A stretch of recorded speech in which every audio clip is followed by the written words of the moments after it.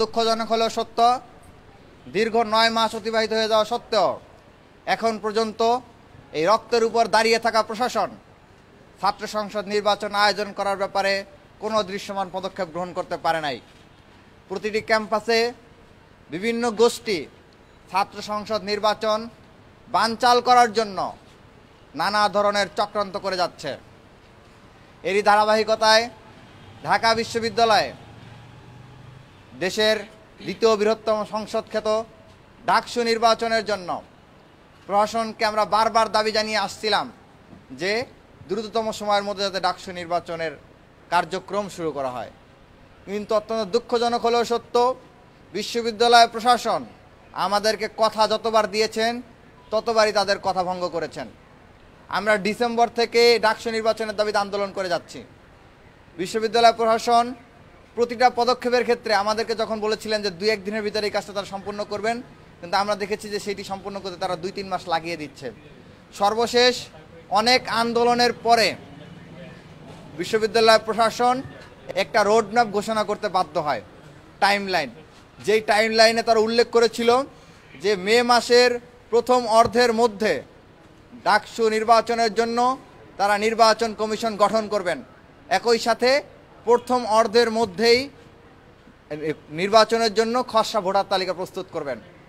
কিন্তু অত্যন্ত দুঃখজনক ও পরিতাপের বিষয় যে আজকে 22 মে অর্থাৎ 15 তারিখের পরে আরও 1 সপ্তাহ অতিবাহিত হয়ে গিয়েছে, কিন্তু বিশ্ববিদ্যালয় প্রশাসন তাদের কথায় অটুট থাকতে পারেন নাই, তারা তাদের কথা রাখতে পারেন নাই। শিক্ষার্থীদের মতামত চাওয়া হয়েছিল যে তারা ডাকসু নির্বাচন চায় কিনা বা ডাকসু নির্বাচনের জন্য সুষ্ঠু পরিবেশ আছে কিনা। সেই মতামত চাওয়া হইলে ইনস্টিটিউশনাল ইমেইলের মাধ্যমে 96% শিক্ষার্থী মতামত দিয়েছিলেন যে জুন মাসের মধ্যে নির্বাচন হওয়া উচিত। যদি শিক্ষার্থীদের চাওয়া পাওয়া এবং আকাঙ্ক্ষাকে বিশ্ববিদ্যালয় প্রশাসন গুরুত্ব দিত তাহলে তাদের উচিত ছিল জুন মাসের মধ্যে নির্বাচন আয়োজনের যাবতীয় ব্যবস্থা করা। কিন্তু সেই হিসেবে অন্ততপক্ষে এপ্রিলের পরে বা মে মাসের শুরুর দিকেই নির্বাচনের তফসিল ঘোষণা করার কথা ছিল, কিন্তু বিশ্ববিদ্যালয় প্রশাসন সেটি না করে বিভিন্নভাবে গড়িমসি করতে করতে আজ এখানে মে মাসের শেষ পর্যায়ে এসে দাঁড়িয়েছে।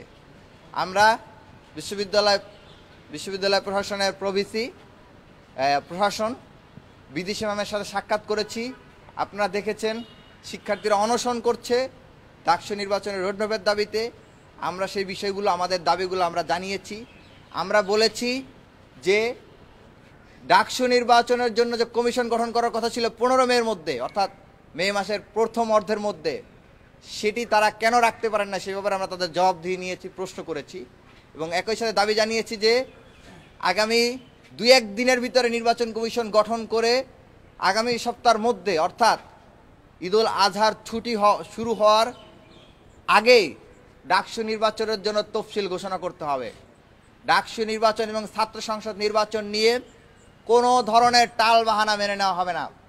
আমরা মনে করি বিশ্ববিদ্যালয়ের নিরাপত্তার জন্য, শিক্ষার্থীদের অধিকার বাস্তবায়নের জন্য ডাকসু কোনো সমস্যা নয়, বরঞ্চ ডাকসু হচ্ছে সকল সমস্যার সমাধান।